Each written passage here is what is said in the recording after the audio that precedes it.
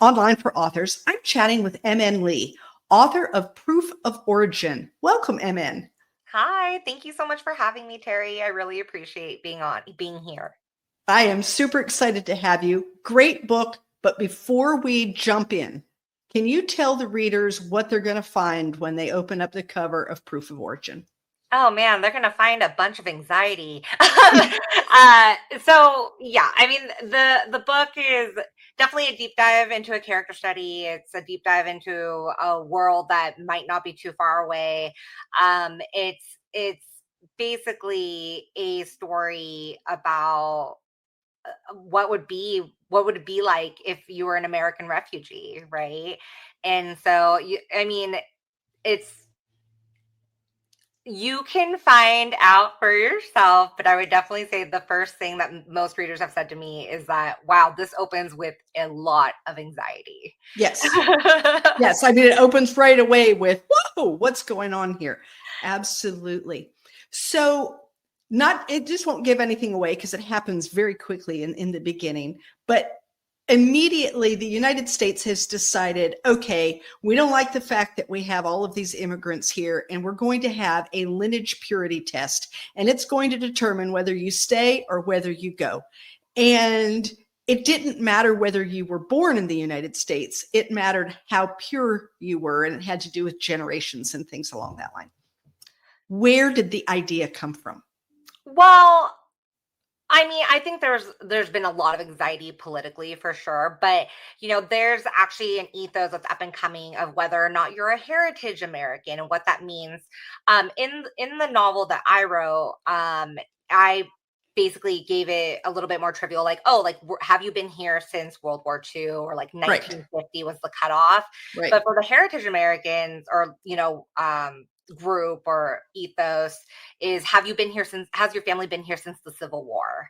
Wow.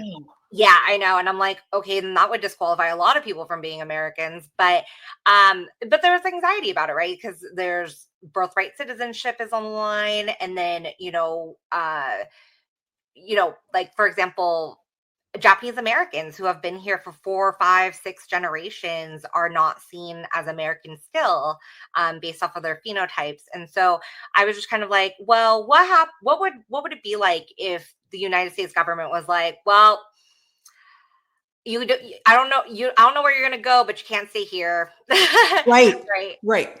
Right. I found that to be, it was very shocking and very distressing to me to think that, here you are, you live here in the United States. This is your home. And now it's not. And it's nothing like this. So I'm not trying to make comparisons, but I used to live in Ohio, and I grew up in Ohio until I was 15. And I've lived in North Carolina for the last 45 years. And when people ask me, where are you from? They're not asking me what part of North Carolina, because I do not have a North Carolina accent. And they're asking me, where are you from? Yeah. You're not from here. Exactly. Right. And I tell them, well, Ohio, but I don't know anyone there anymore. And Yeah. And that's an easy transition because you're just talking about within the United States. And so as I'm reading this, I'm thinking, oh my gosh, can you imagine having that feeling and being forced into another country? Oh, for sure. And then trying to get that country to accept you all of a sudden. Right. And being met with all of these changes. And, for instance, I remember when I was young and people would be like, oh, when you go to another country, you'll experience culture shock. Right. And it's really interesting. Where it's like, oh, okay, like you're going to a completely different country. Like, of course, you're going to have culture shock because you're like, oh, you do things this way, or you think Right. this way, or, whatever. But like the main character, she goes back to, her parents' homeland or whatever. And she's experiencing culture shock when she's been there multiple times. She's part of this culture. But because she's so ingrained in American culture, it's like, oh my God, I don't know all of like the very, minuscule cultural The nuances. Right. Absolutely. And so, so it just is. And then, of course, there are other characters, which, everyone will come to know, but the opening chapter takes place around Jenny, and is basically her picking up her entire life and just getting out of there as fast as possible, because it's a situation where it's like, okay, do I risk staying here, trying to protest, trying to go through the court system and possibly end up in a concentration camp, or do I just hightail it out of here and make the best decision Right. under duress? And get out of here while the getting is still good, because as we see in the story, after a while, there are countries that say, we don't want you. We're not accepting anymore. You know, you can't be there, but you can't be here. Yes, exactly. And I think that also kind of mirrors how things are like politically today, right? Where, you know, even Japan is having blowback against immigration, even though I believe is like 99.6% of their population is native Japanese people. And I think like 0.04% is Korean, and they're already trying to scapegoat that population, right? So it doesn't really matter, you know, how diverse or not diverse. It's like that willingness to scapegoat whoever is different. And yeah. It's like, you know, if you are different, then you're the problem. Yes. And it doesn't matter even if the problem existed before. Yes. And it doesn't matter if you aren't even part of the problem. Right. You know, it's just, it's a combination of things. But yeah, like, for example, in the book, like the whole entire Western hemisphere basically shuts down, like Canada, Australia. And so, you know, Jenny, the main character, is fortunate to be able to go back to a quote unquote homeland of some kind. But I mean, what about, you know, someone like, you know, sorry, what happens if you couldn't go back to your homeland, right? What happens if you're Afghani and you can't go back to Afghanistan? Then you have to really acclimate to an entirely different country if you can even get in. I was going to say, and it isn't even necessarily one of your choosing. It's one that just will take you. Yes. Like you're just like, I have to leave. And so who will take me? Yes. Right. Yeah, it was crazy. I also liked, though, that your book, it talked about, you know, how things were for the immigrants and moving out and all of that. But you also focused on what it was like for those who stayed here, those who were pure enough to remain. And it was not a picnic.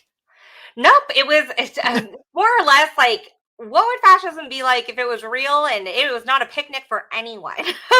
Right. You know, it wasn't a picnic for the loyal and faithful, you know, whether you were white or whether you were a person of color. It was not a picnic for anyone.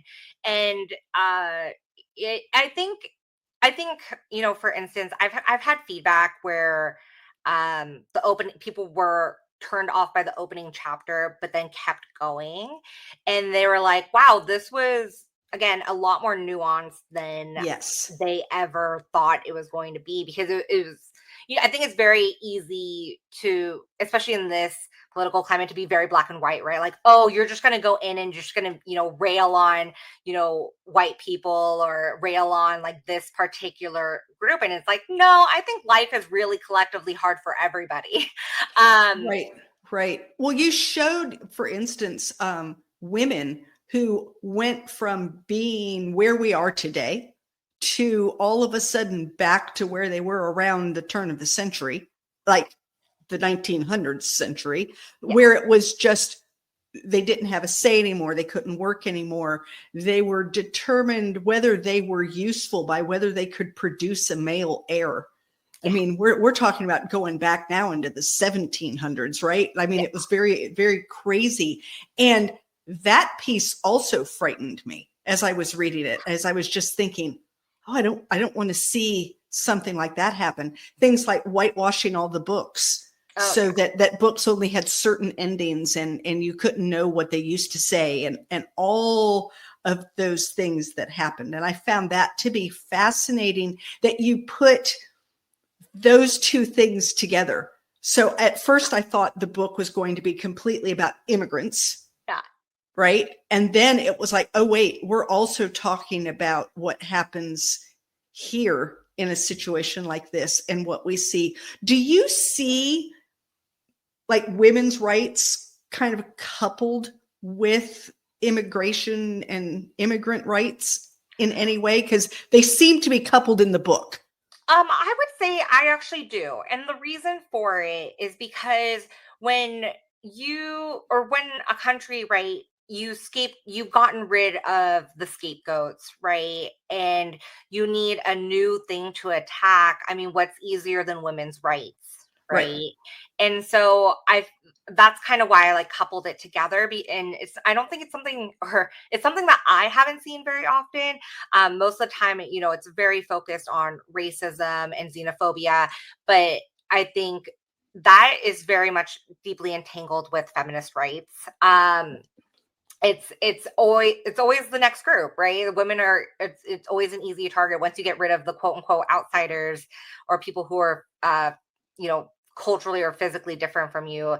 It's the next group to attack. And because, as we've seen politically now, right, Gen Z, for example, is more conservative than my generation, which is the millennial generation. And the idea of women's rights feels like it's taking away privilege from the males, and they don't like that, right? And so what better way to empower yourself than to like make this group submissive towards you? Right. And then I think what I found just as interesting was, we have a male character who is on his way to be something big, and he has to be careful about what his wife does, because his wife could screw it all up for him. First of all, Yeah. she could not produce a male heir, and that's going to really screw things up for him, because he can't just be the father of 3 daughters. That isn't going to work. Oh, nope, absolutely Right. not. And he's under intense pressure too. Right. And if she were to say or do something that causes him issues, now he's no longer up and coming, because they can't count on him. So it keeps going. It's like, okay, now we've got the women subdued. Now who do we go after? Well, we go after the men, and we worry about those who want power, and it just keeps going. I think that's the part of the book that I found so fascinating, was it wasn't just a very unilateral, we're just looking at what it was like for an immigrant who was here in the US and was forced out, but that we look at how everything looks, and then over a time period, so that you can kind of get a feel for, like, what was it like at day 1, and what was it like at year 10, and what was it like at year 20. I thank you for calling that out, because I love that perspective. I would say that is 100% what I aimed for, because I didn't want it to be a piece that was so easy to disregard. And when you throw in feminism, you throw in racism, you throw in a little bit of fascism, it's really easy for people to write off, because people are like, oh my God, it's just going to be another dystopian. And it's like, well, it's a dystopian that kind of really dives into all of the caveats that, like, about life that aren't necessarily spoken about or thought about, right? Yeah. Like, for instance, oh gosh, I forgot who said it, but the gist of the saying was, basically, the patriarchy is bad for everyone. And I think this book is like, that's something I wanted to focus on. Is like, yeah, like, after you go through everybody, you're just suffocating yourself, as a heterosexual male, right? And you're limiting yourself. And so I kind of wanted to touch upon that too, that, like, yeah, fascism and the patriarchy hurts everybody, and it's just in different ways. Right. And that no one's really safe from it. Yeah, absolutely. Like that in the beginning, especially in the beginning, as people are fleeing the United States in this book, those that are left behind, who are, pure enough to stay, right? Who've passed, feel rather confident and good. Like, life is good now. Everything is good, except that we see them 2 generations later, or like 20 years later, and we find that it's not as good as they thought it was going to be. Yeah. So it touched everyone. And I really liked that, because I think it gives people more of a way to experience a thought taken way too far. Oh, for sure. I mean, because ultimately at the end of the day, right, what one generation does impacts another generation. And it is up to that generation, those later generations to like have to clean up the mess, right? Like Right. a lot of policy decisions that we made as a country decades ago, we're feeling the effects of it now. And so it's the same exact concept of just like I did wanted to show the immediate and the long-term effects about for everyone and how detrimental it can be. Absolutely. So let's take it a little lighter for just a minute. Yeah. Do you have a favorite character in the book? And if so, who is it and why? Oh man. I'm not going to lie to you, Terry. I kind of hated everyone. I kind of collectively hated all of my characters because I mean, that like I wanted to make them as human as possible. I wanted to Right. give them as many like, flaws and highlights, character highlights as possible. I think I actually really love Jenny's husband. I mean, Yeah. he's kind of like the golden child character of like being a really good partner and all that stuff. But like collectively, I really hated all of the characters because they all have their flaws, and that's what makes them so deeply human. Mhm. It's not to say that they made choices that I would have made or wouldn't have made. It's more of just like, all of them kind of have a gun to their head and they have to make the best choices possible Right. in that moment. And I Right. really wanted to emphasize that they made the best possible choice in that moment. And that's what we're all doing on a day-to-day basis. And so like yeah, all of them are deeply flawed. I think from the feedback that I've gotten from the people who have read it, I love hearing about how which characters resonated with which people and why, because it's just all over the map. I mean, Right. it's been fun publishing this and getting the feedback. So I'm terrible with names. Was it Hugh? Oh, it's technically pronounced Hui. I've been Hui. calling Huey in my head. It's so funny because I'm actually Okay. Vietnamese and I can't even pronounce his name right. Okay. But it's Hui. Hui. Well, I think I liked his character because he was so smug Yes. and he was so certain and he knew that he had the formula, and the next thing he knows, he's worse off than anyone else. Oh, absolutely. And not that I liked that for him. I don't mean that, but there was something about his character that really resonated with me. I think part of it is that smug feeling because, and I'll be honest, I have that sometimes. Oh, for sure. Should have I tried know, everybody. right? Like I know how to handle this situation. Why didn't they talk to me? Like that kind of feeling. Yeah. And that's where he was. And then we see what happens. I won't give it away, but it isn't pretty. And I think for me, it was maybe like kind of a sock in the stomach, Yeah. to see him and go, oh, okay. So Yeah. maybe Oh, yeah. I don't have all the answers after all. Yeah. Yeah. So his character I found very fascinating. Yeah. I struggled with him in the sense that wanted I struggled with his arc because you know it's like, does someone get is it right to give someone their just desserts? And Right. is it like do I really want to make him a lesson? I was like, I don't think he's really a lesson per se. I think it's just more of like this is just people peopling. Yeah. Yeah. And to me, that was it was heart-wrenching to read not just his story, but all the stories when you realize that people are out there doing the best given rotten situations they find themselves in. And hindsight's wonderful. They could look back and say, oh, I wish I had done XYZ, but in the moment, that's not where they were and that's not what they could do. And we all find ourselves in those situations where now we're reaping what we sowed 10 years ago.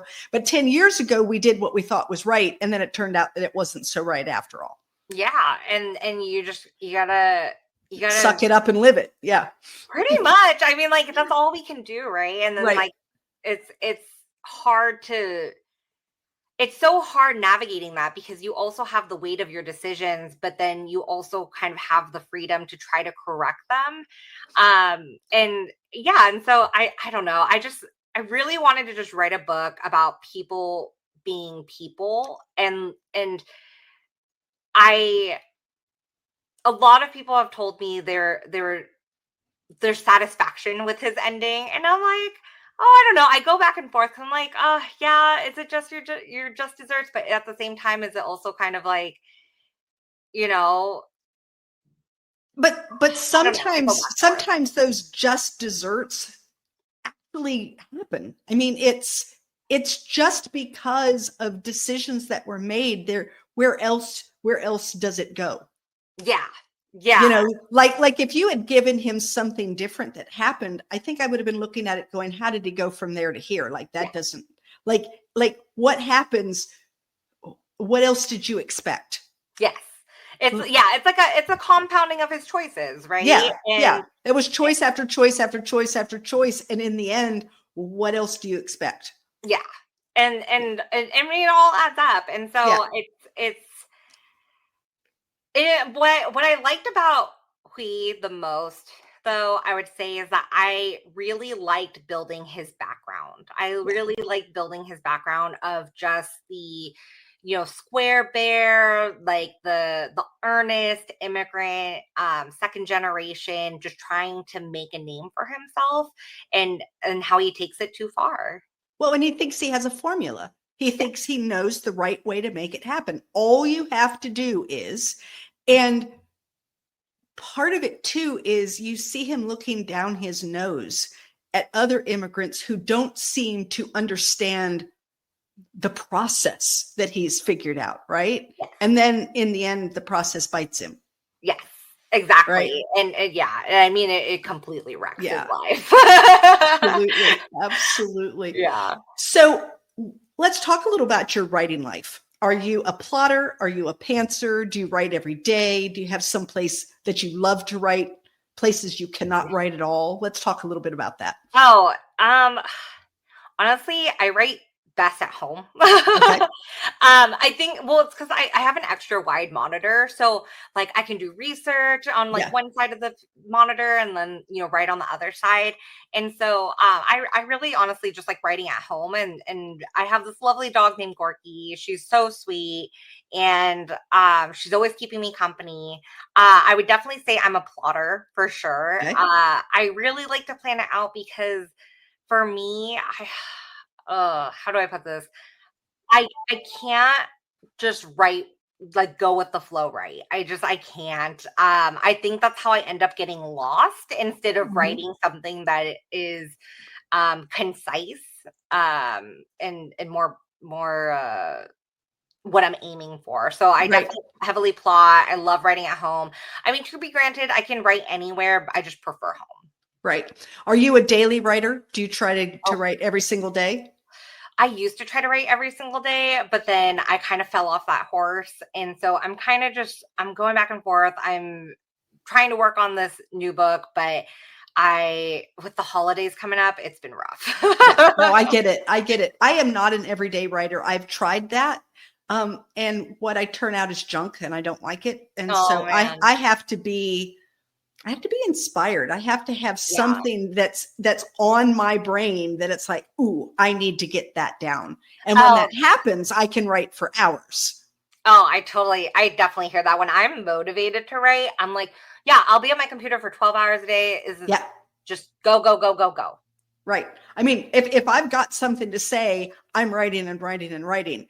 Once I don't have something to say, like I've got it all out of my system, it might take me, I don't know, several days before all of a sudden it's like, oh, I have something else I need to say. It's like, Yeah. I think I do a lot of processing in my head. Yeah. And No, then I love all of a that. sudden it's gotten to that stage where it's like, okay, it's got to come out on paper now. Yeah, You no, know? I love that. I definitely relate and hear that. Yeah, absolutely. So you referred to something that's next. Can you tell us anything about what you're writing now? Yeah, so I'm working on this book called The Ajumma Point, and it's basically a supernatural book about what is like to become middle-aged as a woman. And If and you find if you need any, like, people to explain it to you, just reach out. Thank you, Terry. I appreciate that. But yeah, I just wanted to write about how like there's a certain power in becoming middle aged as a woman. I think oftentimes, right, like approaching middle age, a lot of women feel like invisible or feel powerless, especially as they're overlooked in their careers, as they age because patriarchy and sexism, man. But and it's basically her magical or her magical journey of finding power in that. And Okay. it's supposed to be kind of more of like a comedy, and it's a bit silly, but it's ultimately endearing. And so I'm currently working on that and trying to figure out basically how to smooth out the entire story, because I have it roughly all going. I just need to put pedal to the metal, which I probably am going to be doing in the new year. Isn't that great? So it's interesting. Your current work and my current work are kind of similar in some ways. Oh, I'm writing. I've got it at the editor right now, and I've written a book about a woman going through menopause. oh, nice. And it is kind of funny and tongue in cheek, but it also does really look at the issues that women face during all of this time and trying to navigate the world while having a hot flash and not being able to find their glasses, which are perched on top of their head that they've been looking for 15 minutes, those kinds of things. Yeah. So not quite the same, but kind of in that same vein, which is really Yeah. interesting. Yeah. And I like how there are more stories coming out about, midlife for a Yes. woman, because it's a group that's always been overlooked. Everyone, like, it's kind of what made Everything Everywhere All at Once so phenomenal, right? It was about a woman, a middle-aged woman who's going through this fantastical journey. And we didn't really get stories like that before. Right. Right. I mean, when you think about it, women are young and beautiful, and we have all those stories about them. And then when they're old, we either have the crotchety old woman story, or sometimes you'll have the woman who's finally figured herself out after 78 years, right? But those women in the middle, we don't really hear from them too often. They're just going about life raising babies. Yeah, pretty much. Right? And there's much more to life than raising exactly. a baby. And don't get me wrong, I understand like raising a baby, one, is really, really hard, and two, they're depending on you to exist. But, I know plenty of young mothers who have such a full life, even with a toddler. Right. Well, and you can even have a full life with children in the home, not working outside of the home. There's still this fullness that I think we've often ignored. So I love the fact that you and I both have kind of tried to focus on that era. That's really neat. Very interesting. No, I love it. Very interesting. I just, oh God, sorry. I'm It's at the end of a day. I get it. I've had a very long morning. So I understand. all over the place. All right. So, hey guys, to keep this conversation going, head on over to Novels and Latte Book Club on Facebook. There you will have a chance to win a digital copy of Proof of Origin. Tell me something you liked or learned listening to this podcast, and you will be in the running. So tell me, MN, what is the best place for someone to reach out to you if they would like to talk with you about your writing, this particular book, what you've got coming in the future? How do they do that? Oh, for sure. Just go to my website, mnleewrites.com, and then just send me a message. I love engaging with people who have read the book, have questions, happy to have a full-on discussion. Just send a note. Absolutely. So guys, I'll have all that in the show notes. So definitely feel free to reach out to MN. Run out and grab the book, Proof of Origin. Really a good book. Makes you think when you put it down. If you're not thinking when you put it down, you weren't reading it. That's all I can say. It's definitely one of those books. Once you've read it, make sure you go ahead and review it, because as authors, we really need and love those reviews. And MN, I want to thank you for being with me today. This has been wonderful. Yeah, no, thank you so much, Terry, for inviting me. I really appreciate it, and I'm glad to be here. Thank you for listening to Online for Authors, where I, Terry M. Brown, author of character-driven fiction and host of the podcast, introduce readers to characters they'd love to invite to lunch. Tune in next Tuesday for another podcast episode.